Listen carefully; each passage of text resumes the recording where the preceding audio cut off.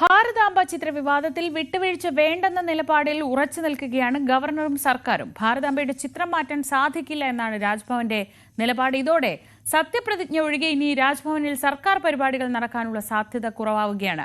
ഇക്കാര്യത്തിൽ നിയമപരമായ നടപടികളിലേക്ക് കടക്കാനും സർക്കാർ നീക്കം നടത്തുന്നുണ്ട്.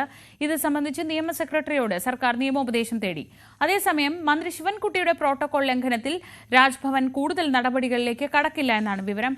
MG മിഥുൻ വിവരങ്ങളുമായി. മിഥുൻ, പുതിയ ഗവർണർ എത്തിയ ശേഷം ഒരു പരസ്യമായ ഒരു പോരിലേക്ക് പോകേണ്ട എന്ന നിലപാട് തന്നെയായിരുന്നു സർക്കാരിനുണ്ടായിരുന്നത്. അതിന്റെ ഭാഗമായാണ് ആദ്യത്തെ പരിപാടിയുടെ കാര്യത്തിൽ വലിയ പ്രശ്നങ്ങൾ ഉണ്ടാക്കാതെ വിട്ടത്. പക്ഷേ ഈ RSS ബന്ധമൊക്കെ വലിയ ചർച്ചയായതിനു പിന്നാലെ മുഖ്യമന്ത്രിയുടെ ഒരു പ്രതികരണം വരുന്നു. ഇന്നലെ ശിവൻകുട്ടിയുടെ ബഹിഷ്കരണം വരുന്നു. ഇതോടെ ഇനിയിപ്പോ ഒരു പരസ്യമായ ഏറ്റുമുട്ടൽ അല്ലാതെ മറ്റു വഴി ഉണ്ടാവില്ല. പ്രത്യേകിച്ച് പരിപാടികൾ ഇനിയും വരാനുണ്ടല്ലോ. എന്തൊക്കെയാണ് ഇരുഭാഗത്തുമുള്ള ആലോചനകൾ?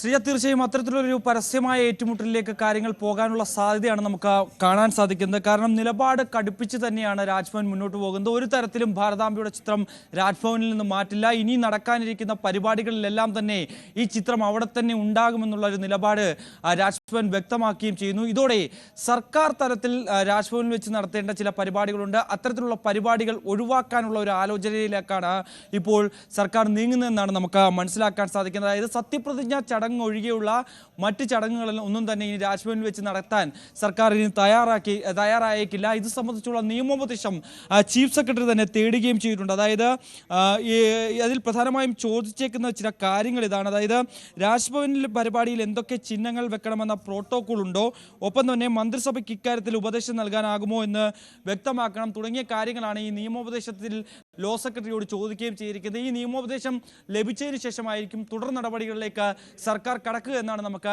മനസ്സിലാക്കാൻ സാധിക്കുന്നത്. അങ്ങനെ ഒരു പ്രത്യക്ഷ പോരിലേക്ക് കാര്യങ്ങൾ എത്തുന്നു. ഒപ്പം തന്നെ സർക്കാർ ഇപ്പോൾ മന്ത്രിക്കെതിരായിട്ടുള്ള ഈ നീക്കം കഴിഞ്ഞ ദിവസം തന്നെ പ്രോട്ടോകോൾ ലംഘനമാണ് എന്നടക്കമുള്ള കാര്യങ്ങൾ രാജ്ഭവൻ വിശദീകരിക്കുകയും ഒപ്പം തന്നെ നിലപാട് കടുപ്പിക്കുകയും ചെയ്തിരുന്നു.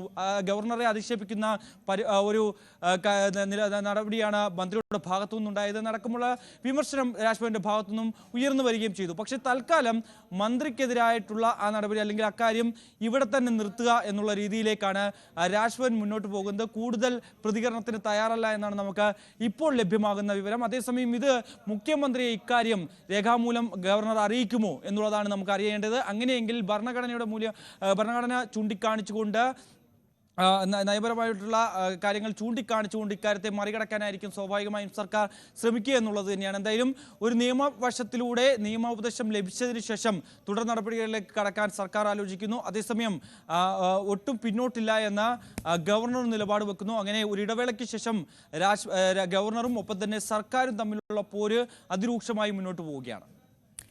ശരി, MG മിഥുനാണ് വിവരങ്ങൾ നൽകിയത്.